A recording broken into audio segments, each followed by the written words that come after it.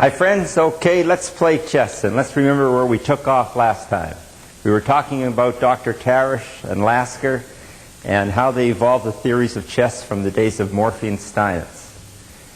Remember from Tarish, we learned how to develop a plan. That every chess game ought to have a plan to it. One shouldn't just play from move to move, but have a plan. He believed, like Morphy and Steinitz, that one should occupy the center and fortify it. And like Morphy, he sought mobility and an accumulation, like Steinitz, of small advantages. Then only after he has a better development and he's accumulated these advantages, then does he stop and he really analyzes the position and he develops a plan. The plan, we said, comes from an analysis of the position. And we were studying something, the beginnings of how to analyze a static position. Every position has its idea, which, if we analyze it, will come to the fore. Only after we have the idea of the position through analysis can we develop a plan, and only then do we decide on which move to make in order to best fulfill this plan. Now, we talked, the plan that we outlined took a course like this, if you remember. We had three aspects to our analysis. We had the mechanical aspect, the dynamic, and the individual. The mechanical or quantitative aspect, we learned to put a point count to it. We were able to say how much in time we were up or down, how much in space, how much in force. And the dynamic or qualitative aspect of our analysis was how are the pieces coordinated? Are they well coordinated? Are they on the best squares that we can have them for the position? And then thirdly, we looked at the individual analysis. That is, the relative positions of the kings.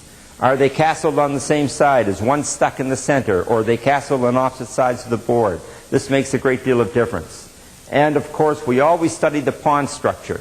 The pawn structure is the skeleton around which the flesh of the game will develop.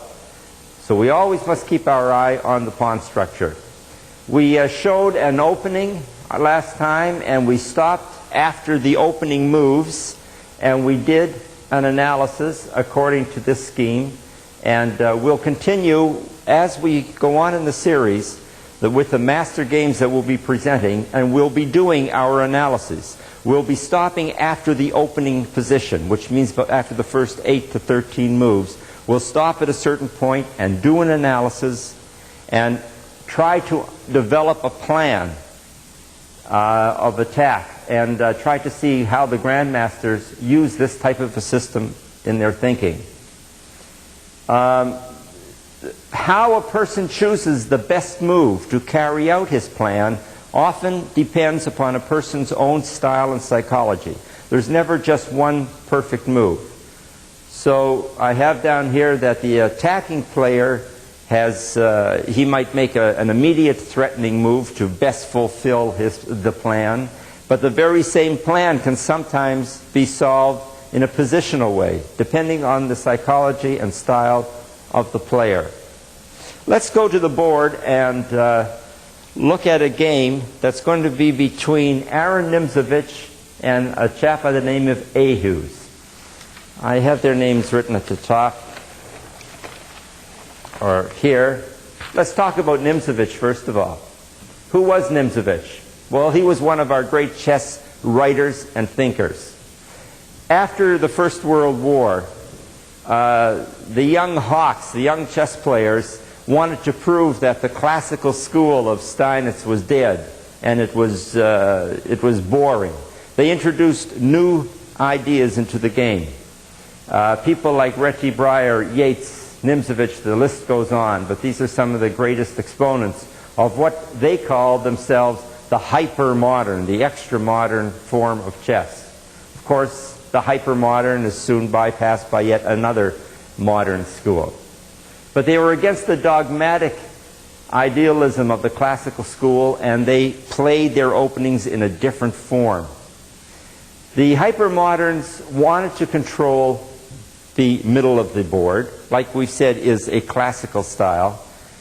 But whereas the classicists like Steinitz would want to occupy the center with the pieces, the hypermodern players would try to control them from a distance, controlling the central squares excuse me, from a distance.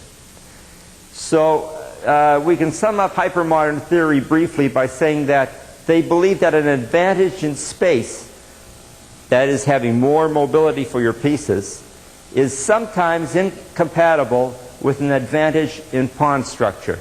Let's go to the board and I'll give you an idea of a hypermodern opening and show you just what we mean. In the Alekhine defense, which goes like this, black plays this knight out, and white continues to move the knight around the board by pushing his pawns. The knight now comes back here. This pawn comes out, protecting this. This pawn cannot be taken because of the bishop protecting it. And if this knight comes out, or if this comes out, this pawn can come up here. The idea being that black is playing in a hypermodern style.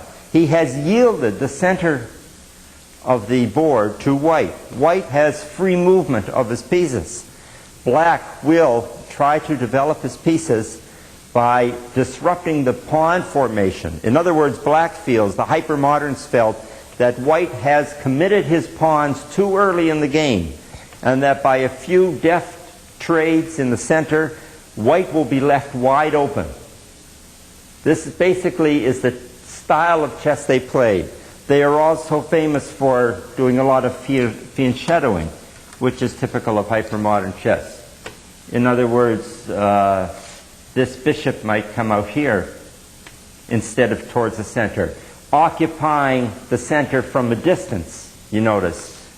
A double fianchetto might be like this, trying to get the center from a distance. Now the idea, of course, is that as we transpose from the opening into the middle game, the hypermoderns want to, after exchanges, they want to be able to occupy the center like the classical style of chess players, but they want to be the last ones to capture after some exchanges, and therefore occupy the center but in the middle game. So in the opening, they look at the center from a distance with a view to getting occupation only after the opening stages are through.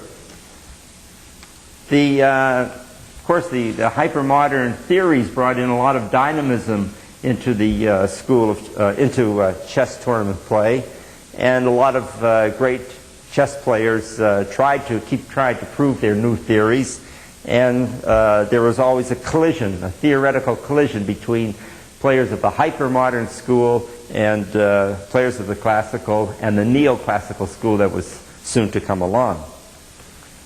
But let's look at a game, as I was saying, between Nimzovich and Ahu's. Aaron Nimzovich was from Russia, and he was one of the foremost hypermodern players of chess. And this game was played in 1928. We'll play through some of the game, and you'll get an idea of the difference in style between these two players. Nimzovich was white. He opens with a flank opening. He occupies the center from the flank. You notice like this. Black develops a knight towards the center in a classical style. Nimzovich develops the knight out here to c3. Now, Ahu's wants control of the central squares, but he also wants to occupy the center. So he's a classical thinker.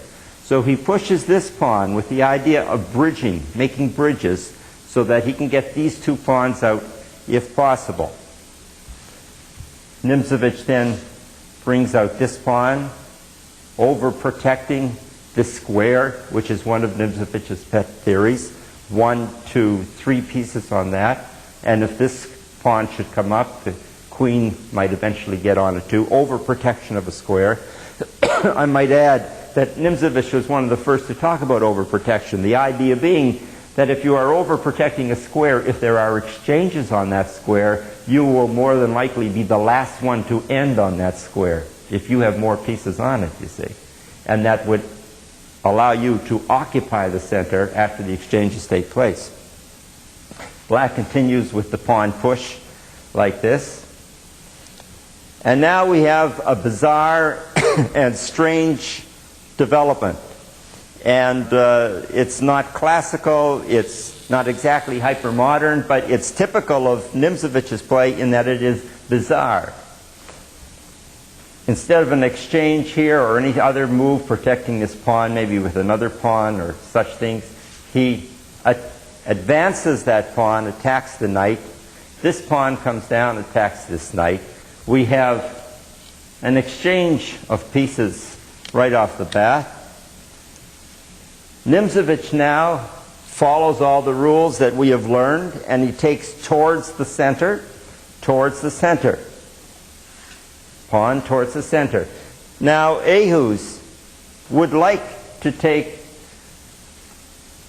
he would like to take this way, and he should take this way. It's not towards the center, mind you, but after this type of series of moves, he's well developed, you see.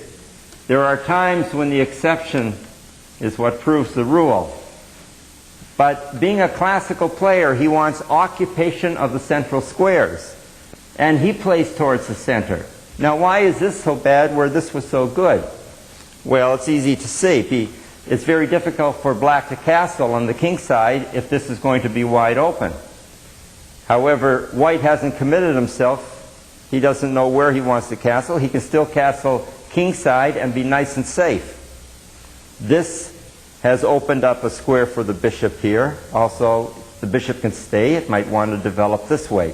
White has more choices.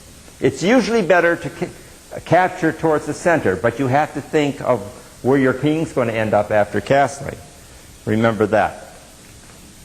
So after the exchanges here, we have the knight comes out here. Now there's a problem with this knight. Where's this knight going to go? Being a classical player, he wants to bring the knight out to bishop 3. So he first pushes this pawn. It not only clears the square for knight to bishop 3, but it blockades the double pawns, like so. Nimzovich continues on, pawn to queen 4. Now, if black understood Nimzovich's theories as we do today, he might in this instance exchange the pawn, because after the exchange of pawns, we have what we have already learned, that white is saddled with hanging pawns. Remember, hanging pawns are two pawns abreast, which are not protected by pawns on adjacent files. They're isolated, but they're together. They're a duo isolated.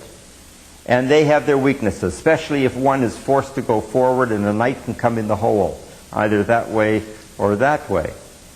Hanging pawns have a theory all of their own. But these theories were not appreciated really until Steinitz wrote his two great books, My System and The Praxis of My System, which I strongly advise you chess players to get if you haven't already got them. He develops knight out to bishop 3, and bishop comes to king 2. He develops this pawn out here. Why? Now it looks like a strange move, but this bishop is going to come on the long diagonal. This is the weak diagonal. You notice if a bishop is on the long diagonal, the bishop, the knight, the queen, and this pawn will be attacking this square. So black will be over protecting or over attacking d4. However, Nimzovich then pushes that knight away. Now the knight we see is in a very sorry place. Where is he going to go? He can't come here, it'll be taken. He can come back, but that's a sorry mess, isn't it? Perhaps he should come back and aim for other squares, you see. Maybe he should play something like that. But however, he comes over to the side, and as we know, a knight stuck on the side of the board is practically useless. He's over here. Of course, he is aiming at this forward pawn. These double pawns might become a liability, Ehuz is thinking. He might be able to take advantage of these doubled weak pawns later on in the game. Now, because he has moved this piece twice, lost time thereby in doing, Nimzowitsch feels that he is allowed to also waste time by moving a piece twice. Ordinarily, he wouldn't. He would castle or develop another piece in order not to move the same piece twice in the opening. But because black has wasted a tempo, white feels he can do it and centralize his knight. Okay? Now, it's very tricky here. There's a lot that goes on in these games that I haven't got time to really show you, the tactical themes. But I would like to show you here one possibility of what could take place. It's very interesting. Say now that black were to come out here as planned with the attack down this way. Notice if this bishop can take this pawn, it would say check and win the rook. If it could ever get down there, it would say check and win the rook. That's part of the idea of taking the long diagonal. Now this isn't the game that the move that Ahu's played in the game, but he had to think of this possibility. If this were to be played now, watch the tactical threats that sometimes lurk underneath these master games. Watch, I'll just play it quickly. Check. The bishop comes out. The knight takes the bishop. Now say he were to come down here with the check to win the rook. Check, right? The bishop comes out to block the check. He wins the rook. Black is up the rook. But now watch what happens. Remember our typical mates and our tactical themes that we studied. Here they explode. Knight to f6 saying check. Can't be taken because the king is in check with the queen. Therefore that's a double check, isn't it? Anytime we have a double check, the king has to move. The king is forced to move over here, and this bishop slides up here and says checkmate. So there's a typical checkmate. And black has won the rook. So there was danger lurking in the position, and the obvious move that black wanted to make, which was to bring his bishop out on the long diagonal, couldn't actually be done yet. Not yet. So here's our original position, and instead of bringing this bishop out and getting caught in that little trap that we just saw, the bishop comes out here to queen 2. Now let's analyze this position. From Nimzowicz's point of view, from white's point of view, let's look at the position carefully. Let's first count time. We want to get the mechanical analysis of this position. Excuse me. Time means how many moves would it have taken white to get into this position? Not the actual move, but how many possible moves were there? For instance, let's take the pawns first. We can count 1, 2, 3, 4, 5. 5 for the pawns. Now let's keep adding. 5, 6, 7, 8. So I believe we have 8 in time for white. Let's mark it on our board. Time 8 for Nimzowitsch. Now let's try blacks. 1, 2 for the pawn to get over here. It had to capture something. 1, 2, 3, 4, 5, 6. 6 moves for black. We'll put it on our board. 6 moves for black. So we would say, Nimzowitsch would say that he was up 2 in time. Up 2 in time. Now let's count space. We're doing our mechanical analysis of this position. Count space. Space, we start counting, remember, with the 4th rank, because on the 3rd rank, all the pawns are already attacking them.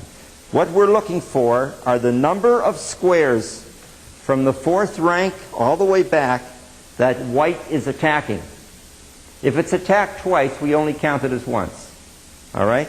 So let's count. Here the queen is attacking the square, so we count 1, 2. We don't count squares that are occupied by white. Okay? Let's start again. 1, 2, 3. Where are we? 4, the bishop. 4, 5, 6. That's this bishop. 6. Oh, we forgot this square. 7,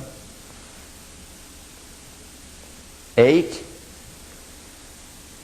9, 10, 11, 12, and there's 2 we missed, and I know what they are. There's 13 over here. We missed this square here for for black. There's a total of 14 for white. I hope you can do this with your own games at home. If I'm going too fast, it's because we don't have much time, and I want to show you how to do this, what the idea is. So there we have 14 in space for white. Let's count black's space and see what he has. We start with black's 4th rank, and we start counting. Okay? 1. Right over. 2, 3, 4, 5, 6. See? 6. 7, the bishop. 7. 8. The knight can go there. 8. So that's it. 8. So we learn that Nimzovich, or white, is up 6 in space. And force, they're equal. They've both lost a pawn and a knight. Let's look at our analysis here. Excuse me. A mechanical analysis, which is a point count analysis. In time, we're up 2 if we're white. In space, we're up 6, and force is equal. The question is, what does a hypermodern player like Nimzovich do with a situation like this? Well, let's not forget the other part of our analysis. We now have our mechanical analysis. Remember, the qualitative analysis is coming up. We want to see how the pieces are coordinated. Well, we see that the black's knight immediately is not in very good shape. It's way off to the side of the board.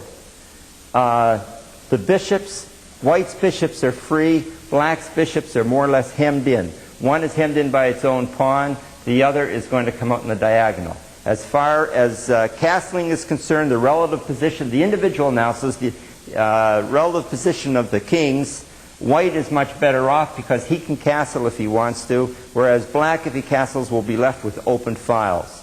Pawn structure, if we study the pawn structure, it's weak on both sides. There's a certain dynamism involved in the pawn structure.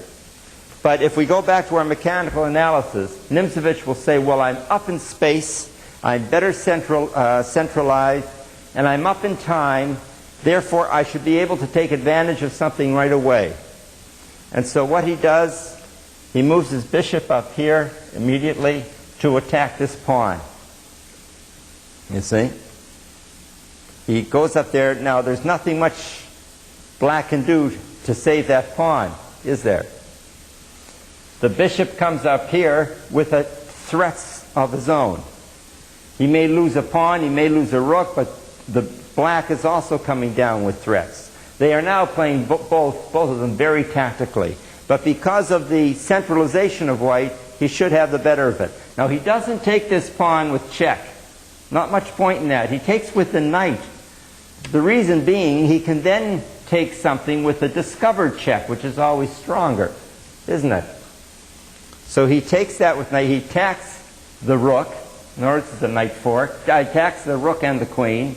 The queen comes out here to knight 3. He takes this rook with a check. The bishop says check over there. The king comes over to bishop 1. And now it's very interesting. What does Nimzovich do? He has won the rook. He can, of course, lose his knight. but he has won the exchange in that case.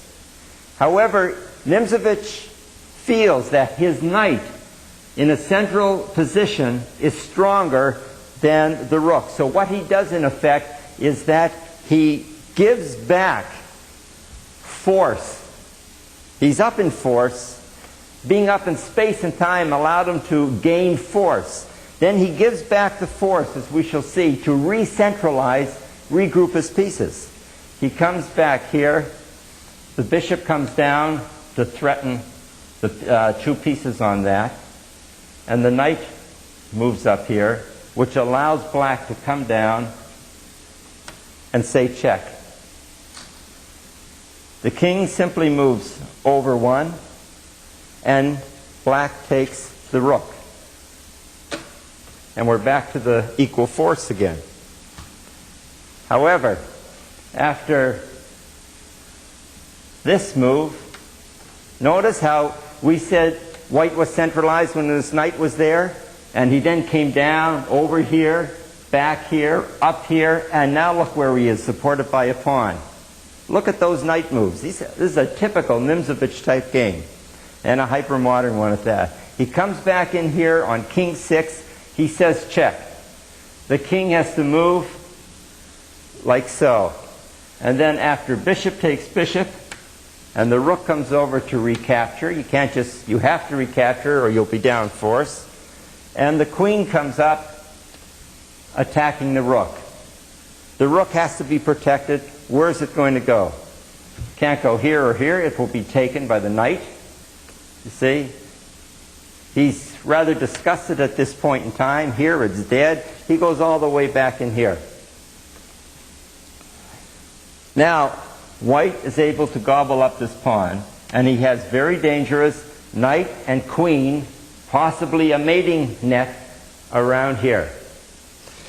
Let's play this quickly and see what, but this bishop is protecting this square, remember. The queen comes down here threatening to take this with a check, and maybe check, check, check, check, and looking for a draw. Right? So what happens in this case? The queen comes down here, and what will we do with white?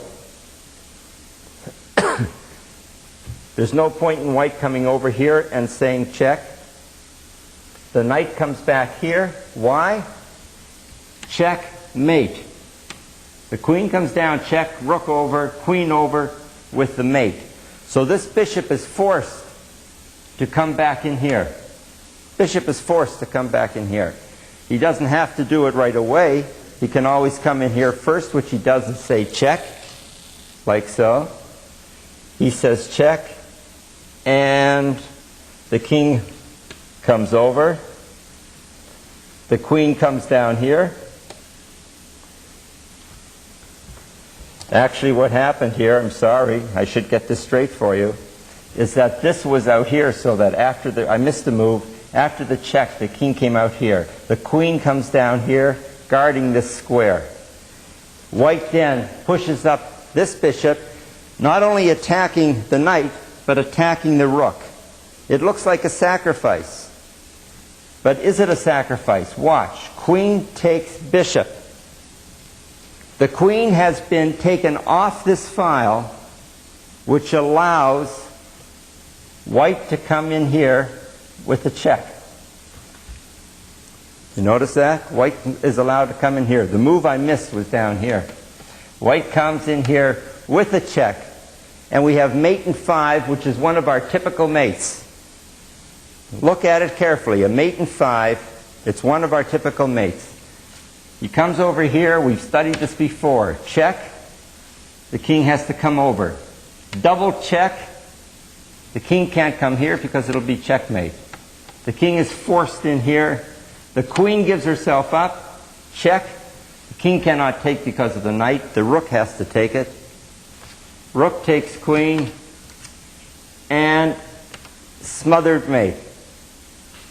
Smothered mate. And there we are.